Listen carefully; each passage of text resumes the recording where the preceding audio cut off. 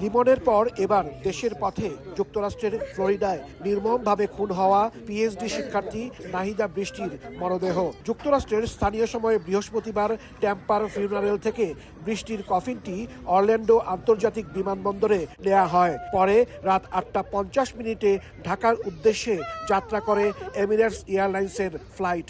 Dubai হয়ে শনিবার সকাল 8:40 মরদেহ হযরত শাহজালাল বিমানবন্দরে পৌঁছাবে। এর আগে স্থানীয় মসজিদে বৃষ্টির আত্মার মাগফিরাত কামনা করে দোয়ার আয়োজন করে মুসলিম উম্মাহ অফ নর্থ আমেরিকা মুনা। এ সময় বিপুল সংখ্যক প্রবাসী উপস্থিত ছিলেন। অশ্রুসিক্ত নয়নে তারা বৃষ্টিকে শেষ বিদায় জানান। এটা খুবই প্যাথেটিক যেভাবে ঘটনাগুলো ঘটেছে। আমাদের মানব জীবনের জন্য এটা খুবই একটা ভয়ঙ্কর বিষয় এবং আমরা কোনোদিন ওদেরকে ভুলবো না। They came to my home, visited, we had nice memories. Yeah, and I don't want anyone in future would have that kind of death. এদিকে ইউনিভার্সিটি অফ সাউথ ফ্লোরিডা পিএইচডির 2 শিক্ষার্থী জামিল আহমেদ লিমন ও বৃষ্টিকে মরণোত্তর ডক্টরেট ডিগ্রি দিচ্ছে।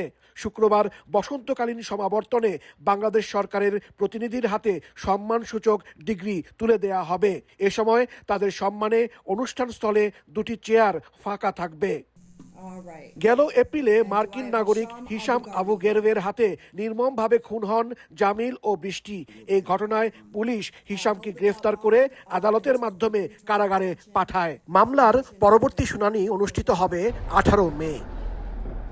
লিমন ও বৃষ্টির মরদেহ ঢাকায় পাঠানোর সব ব্যবস্থা করেছে বাংলাদেশ সরকার।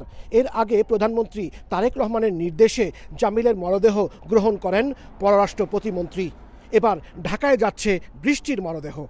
হাসানুজ্জামান সাকি, সময় সংবাদ, যুক্তরাষ্ট্র।